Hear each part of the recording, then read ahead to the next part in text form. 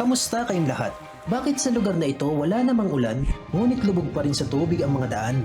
At meron pa ako natuklasan, isang kalsadang hindi mo na mararating ang iyong pupuntahan. Dito na naputol yung daan. Dun sa una-unahan, meron pa palang mahabang kalsada. Una sa lahat, ang mga lugar na ito ay mabilis na lumulubog. May tindahan nga na sa pagbili, kailangan mo nang umupo. Nakailang pataas na ho ba ito?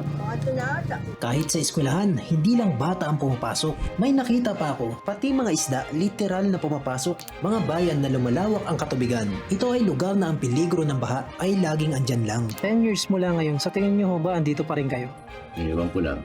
Talagang wala kang matatakbuhan. Hindi ka makaalis. Dati bukid dyan eh, hindi naman pispan. May pag-asa pa ba ang lugar nyo? Parang wala na. Andito tayo sa mga mababang bayan ng Hagonoy, Masantol at Macabebe.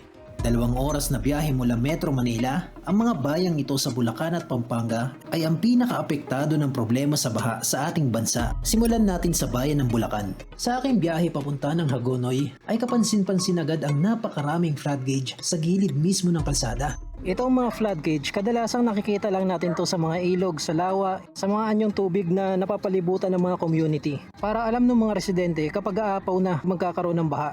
Pero dito sa Bulacan, dito mismo, sa gilid lang ng kalsada, meron kang makikita mga flood gauge. January 2026, andito tayo ngayon sa Barangay Taliptip. Bago tayo dumiretso dun sa Hagonoy, tignan muna natin saglit itong Sitio Libis na dati ko na rin na-feature dito sa channel. Mahigit 1 taon na rin ang huli kong nabisita ang Sitio Libis sa Barangay Taliptip, Bulacan. Kung dati sa aking pagbisita, nakita ko ang hirap na dinaranas ng mga taga-sitio dahil sa halos hindi na umuhupang baha. Paglipas ng higit 1 taon, ito na ngayon ang kasalukuyang sitwasyon ng mga residente. Halos walang pinagbago. Yung mga dati nakatira, yung mga bahay, ganun pa rin. Saka itong maliit na daan, itong pathway na dati lubog sa tubig, medyo pinataasan nila. Kung matatandaan nyo sa mga nakapanood nung dati nating vlog, meron ditong ginagawang airport dito lang sa unahan. Ngayon, ito na yung itsura ng airport. Kailan huling umulan dito, Toy? Malakas yung ulan? Wala pa ring good news dito sa Sitio Libis. Pero siguro yung after lampas 1 taon, yung nag-e-exist pa rin itong sitio nila, matatawag na nating good news. Hindi kagaya ng mga lumang sitio dito lang sa unahan, talagang naglaho na. Mahigit 1 oras na biyahe mula sa bayan ng Bulacan ay mararating naman ang munisipalidad ng Hagonoy. Nang mapasok ko ang bayan ng Hagonoy, ay tila maayos pa ang lagay ng mga residente sa bungad na ito ng kanilang bayan. Taliwas sa kadalasang napapanood natin sa mga balita na puro tubig at mga bangka ang kailangan mong sakyan. Ngunit habang papalapit ako sa sentro ng Hagonoy, ay unti-unti na ring bumabati sa akin ang totoong sitwasyon sa lugar na ito. Ano to yung isda na huhuli dyan? Una nakasalubong ko ang pagkataas-taas na sasakyan. Kung sa Barangay Taliptip, ang tawag nila dun sa mataas nilang mga sasakyan, pambaha, tora-tora. Dito naman sa Hagonoy, tikling, yung tawag nila dito sa mga tricycle na elevated. Tignan nyo ang level ng ilog na halos pantay na lang ng kanilang daan. At maging ang mga napatasan ng kalsada ay hindi pa rin nalalayo sa level ng tubig sa ilog. Kaya naman kahit hindi pa panahon ng tag-ulan, sa aking pagbisita, marami pa ring parte ng Hagonoy ang nananatiling lubog sa tubig. Araw-araw yan. Kung hindi gabi, araw. Mamaya yan, ano na. Pantay na yun, pagtanggal ulit. Minsan 2 beses lumalaki tubig. Maiintindihan mo na ang baha sa lugar na ito ay hindi na lang dulot ng malakas na ulan, kundi ito ay galing na mismo sa tubig ng dagat. Kaya naman sa bawat araw ng kanilang kalendaryo, may forecast na rin kung gaano kalaki ang maaaring itaas ng tubig. 3-0, 2. Yan po yung level ng tubig. Oh, 4-3. Ano pa yung pinakamataas? Yung 5-2. May 5-2 pa. Pag 5 to po hanggang sa Hey, ano na yun? Mataas pa hanggang doon na sa may, ayun na higaan namin na yun. Ang bayang ito ay mabilis na lumulubog. Ayon sa UP National Institute of Geological Sciences, isa ang probinsya ng Bulacan sa nakitaan ng mabilis na pagbaba ng lupa na umaabot sa 40 mm kada taon. Ito ay 20 times na mas mabilis kung ikukumpara sa average na 2 mm kada taon. Dati bukid dyan eh, hindi naman pispan. Ito ang kadalasang nakikita natin kapag pinag-uusapan ang climate change. Mga natutunaw na yelo na siyang nagpapataas ng tubig sa dagat. Nangyayari man ito malayo sa Pilipinas, ngunit ayon sa Climate Change Commission, isa ang Pilipinas sa may naitala na pinakamataas na sea level rise, lampas 3 beses na mas mabilis kumpara sa global average. Ayon sa mga eksperto, pagpasok ng ikalawang siglo, tumaas ang level ng dagat sa mundo ng 11 hanggang 16 na sentimetro. At sa taong 2050, posibleng maging 20 hanggang 30 sentimetro o halos isang ruler na ang taas. Kaya naman sa Pilipinas na sumasabay pa ang sobrang bilis na pagbaba ng lupa at korupsyon na napakalala, hindi na natin kailangang hintayin ang 2050. Malinaw na nakikita na ang epekto nito kagaya na lamang na nangyayari sa mga bayang ito sa Bulacan. Yun nga ang nasira yung hindi nagawa. Yung flood control, ang akala nila, ginawa nila. Hindi naman. Sa tingin nyo ba kung natuloy yun? Kahit pa paano hindi ganito? Hindi. Hindi babaha. Hindi kami babahain. Sa datos ng Malacanang, ang probinsya ng Bulacan ang nakatanggap ng pinakamaraming flood control projects mula 2022 hanggang 2025. Gayunpaman, dahil marami rin sa proyektong ito ang naging multo at ang ilan ay hindi rin natapos, ang pondo na dapat na magsasalba sa mga residente ng Bulacan ay napunta lang sa bulsa ng mga kawatan. Kung marami sa Pilipino ang nagalit ng pumutok ang balita ng korupsyon, partikular sa mga pondo na inilaan panlaban sa baha, papaano pa kaya sila na nakalubog sa tubig habang pinapanood ang balita? Bakit na ayaw nyo pa rin po umalis? Mahirap naman lumipat sa Malawi. Sanay na kami dito. Taga-rito kasi kami. Kung marami pa rin gustong manatili, marami na rin ang tuluyan ng lumisan. Sa lugar na ito ay hindi rin madali ang magbenta ng ari-arian. Yung iba binibenta ay hindi man mabibenta. Hindi na mabibili. Kahit mabigay. Parang gano'n niya. Sa lugar na ito, kung gusto mong manatili ay dapat mabilis ka ring makasabay. Dahil kung hindi mo patataasan ang iyong bahay, tuluyang lulubog ang iyong tahanan. Ito yung problema ng mga matagal ng residente na nakapagtayo na ng bahay. Sa bawat pagpapataas nitong mga kalsada, naiiwan naman sa baba yung bahay nila. Habang patuloy nating nililibot ang bayan, mas maiintindihan natin na sa lugar na ito ang problema sa baha ay napakalala. Ang mga residenteng ito ay naghahanda ng pantambak na lupa. Kabi-kabila ang pagpapataas ng daan na karamihan ay dati na ring napataasan. Ang mga tubig na iipon sa sira-sirang kalsada na wala namang labasan. At mula sa mga bagong kalsada, makikita mo na ang ibabaw ng mga lumang bahay. Sa bayang lumiliit ng espasyong matutungtungan, ang unang isinasalba ay ang lubos lang na kinakailangan. Dating basketball court, hindi na pinataasan dahil sobrang lawak nga naman ang kailangan tambakan tapos sisimentohin pa uli. Sa ganitong sitwasyon, hindi lang tahanan ang nalulubog, maging ekonomiya at pamumuhunan ay lubos ring apektado.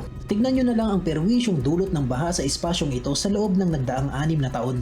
Taong 2020, makikitang may bahay pang nakatayo sa pwesto. 2 taon ang nakalipas, napalitan ng komersyal na paupahan. Paglipas ng 1 taon, nagsimula ng masira ang gusali. 2024, pinapataasan na ang daan at wala pa rin nangungupahan. At ito na ngayon ang kasalukuyan. Malulubog na lang ang gusali, hindi pa rin napakinabangan.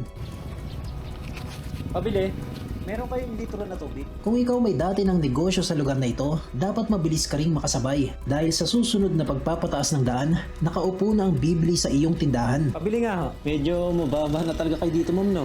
Nakailang patas na ho ba ito? Tatlo na. Maliit na negosyo o kahit pa malaking kumpanya, marami na ang tuluyang nagsara. Ang problema sa halos hindi na humuupang baha ay hindi lang sa Bulacan nararanasan. Maging sa mga kartig bayan nito sa Pampanga ay hindi rin nalalayo ang sitwasyon. Tignan nyo yung level ng palaisdaan. Ito naman yung kalsada. Kaya puro tubig rin yung daan. Hanap tayo ng ibang daan. Sa school na ito na aking nadaanan, ang field na dapat para sa mga bata, mga itik na ang nakikinabang. Kaya ba pati mga isda pumapasok na rin sa eskwelahan? Kung sa mga dagat, sa mga ilog, tinatawag natin na school yung grupo ng mga isda na sabay-sabay lumalangoy. Dito, yung grupo ng mga isda, literal na pumapasok na sa school. Ayun, ang dami. Most of our students, the classes are usually held like online. With the small kids, they're not really effective. I am a teacher, so I know. Makikita sa mga marka ng tubig sa pader na ang lugar na ito ay laging nalulubog sa level na dapat nang lumikas. Kapag may malakas na ulan, kapag masyadong mataas ang tubig, walang klase ang mga bata. Nadaanan ko rin ang simbahang ito sa Makabebe na mula sa itaas ay parang normal lang. Ngunit kapag papasok ka, kailangan mo nang yumuko. Sila mo palagi, kaya tinambakan. Siguro 5 feet. Sa mga konkretong gusali kagaya ng simbahan, limitado lang ang hangganan ng pwede mong pataasan. Huwag naman sana umabot sa punto na hindi mo pa man lamang nararating ang altar, sa labas pa lang nakaluhod ka ng papasok sa simbahan. Sa bawat taong lumilipas, nagbabago na rin ang mapa. Sa gitna ng malawak na ilog na ito ng Pampanga, dati ay merong komunidad at malaking isla. Pero ngayon, bakit wala na akong makita? Yan o, yan, isla yan. Makikita na sa 6 na taon lamang na nakalipas, ang isla ay unti-unting lumiliit at ngayon ito na lang ang natira. Dati wala naman 5 dos na high tide eh. Ngayon, parang lumaki yung high tide. Hindi dito pwedeng tumigil.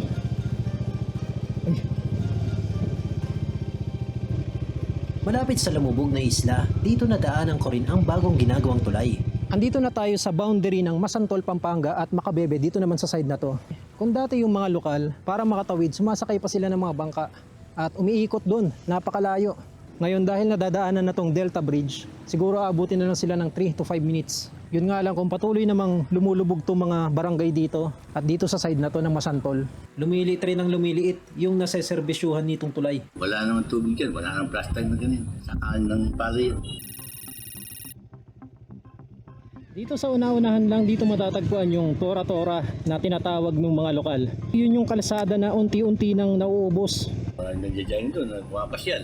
Pagkalinggo, maraming tao doon, tora-tora. Malayo pa man ako sa dulo ng kalsada, nakita ko na agad ang mga daan na unti-unti nang nasisira. Ngunit sa unahan pa ay ito na ang bumungad sa akin. Ang daming bubog dito. Sa puntong ito ay naiintindihan ko na kung bakit ang dating dinara yung lugar na ito, ngayon naging kwento na lamang ng nakaraan. Pwera butas lang. Ayun, puno doon ng mga bubog. Maliban sa mga basag na bote, sa lugar na ito ay nagkalat rin ang napakaraming basura na humahalo na sa tubig. Dito sa side sa kanan, merong river wall, tignan nyo. Buo pa rin yung kalsada. Pero dito naman sa kaliwa, wala na. Baka walang laman to sa ilalim. At sa punto na kumikitid ng daan, napilitan na ako maglakad. Habang nararating natin yung pinakadulo, palit na ng palit yung kalsada.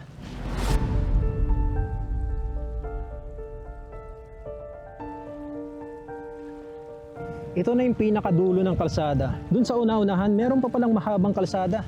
Naputo lang. Itong sa parting kanan, ito yung Pampanga River. Dito naman yung Manila Bay. Dagat na dyan sa unahan. At dito naman mga palaisdaan na dati base dun sa nakausap natin na lokal, ito dati mga palayan pa. Bumalik tayo 20 taon sa nakaraan. Siyensya at datos na ang nagsasabi na patuloy pang lalala ang problema sa baha. Kung ito noon ang mapa ng Hagonoy at Masantol taong 2006, berde dahil sa napakalawak ng mga palayan. Paglipas ng 20 taon, ngayon malaking bahagi ng mga sakahan ay tuluyan nang naging anyong tubig. Hindi lang ang mga dating palayan, kundi pati mismo kinatitirikan ng mga bahay ay tila pinagkakait na rin ng karagatan. Kung may gusto man po kayo mabago dito sa Hagonoy, ano yung gusto niyo mabago? Ay basta yung tabing ilog, lagyan ng harang. Sa bawat hampas ng alon, unti-unti namang nauubos itong kalsada. Dati ito mismo kalsada kung saan tayo nakaupo, dinadayo daw to ng mga lokal, pati mga turista. Meron pang mga nagja-jogging kapag umaga at hapon. Pero ngayon, ito na, sira-sira na siya. Ito na lang yung natira. Sa tingin niyo mo ipag-asa pang Hagonoy? Parang wala na. Inagawan ka ng normal na paraan ng pamumuhay. Wala na kaming normal. Ito na yung normal. Pero, hindi namin sinasabi na sanay na kami. And we're not gonna say na sanay na kami. Ang sinasabi namin, sawa na kami at ayaw na namin.